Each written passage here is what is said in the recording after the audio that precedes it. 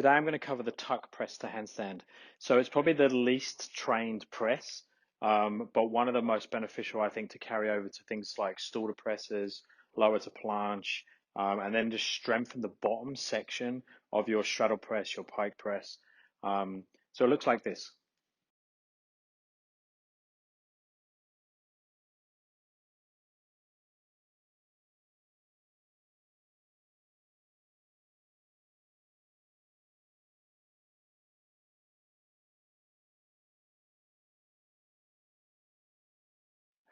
So the idea is the press starts from the point that you can't, you go up to tiptoes, and then you bend your knees, keeping your hips exactly in the same position till your heels get close to your butt, and then you roll up, pass through tuck, and then go to straight handstand.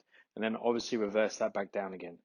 Now we can do this against freestanding like I just done, or you can do it up against the wall.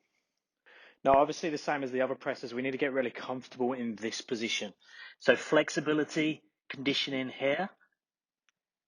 So onto tiptoes, trying to get the hips on directly on top of the hands. The work we do for that is compression work, mobility, straddle mobility, pike mobility, Jefferson curls, all that type of thing, straddle good mornings. This type of work where we go from here, transferring the weight onto tiptoes, coming forwards, that type of thing. Get really comfortable there. Now, ideally with it, your legs are going to be together. Now, when your legs are together, that makes your hips as high as possible, but demands a little bit more flexibility or a little bit more planche with the shoulders. So the easiest way to start to play with this is against the wall, starting with the top and working down, so an eccentric press.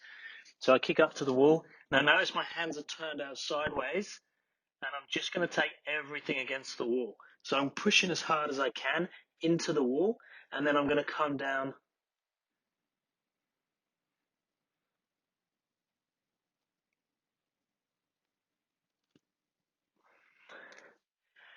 So I put my low back to the wall, mid back to the wall, shoulders, upper back to the wall, and then got to the point where, at the point where I extend my legs, my toes just kiss the floor. So trying to get that as slow as possible. Now, if you can't do it slowly, we need to move the hands a bit further away from the wall. Now, that's going to demand a little bit more strength, a little bit more push, and it's going to be tougher on the wrist. So make sure you turn your hands out. The other way to do it, if you're missing some flexibility, is to open the legs slightly. So exactly the same thing, but opening the legs makes it a bit easier. So more of a frog position. So hair straighten, kiss the floor.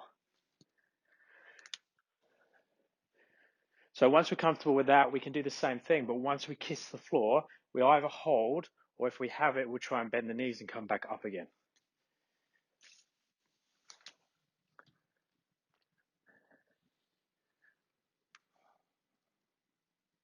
So I could hold in this position, tippy toes on the floor, and ideally rewind it back up, push back off, open the shoulders. Same thing freestanding. So passing through tuck, as deep as we can, keeping the hip high, come down as much as we need to, so when we straighten, tippy toes touch the floor. If I can, back up or hold that position, whoop, catch the handstand, there. So when it's spending some time and really understanding the point where you straighten the legs just so your tippy toes touch the floor is really important. Another way of making it a little bit easier is to do a single leg version.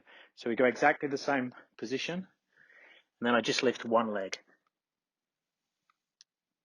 then the other.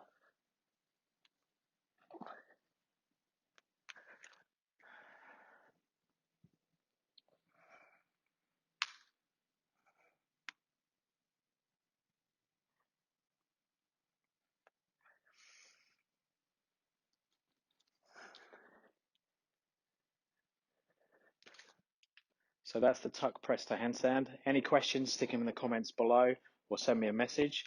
Thumbs up and subscribe would be appreciated, and I'll speak to you next time. Thanks, guys.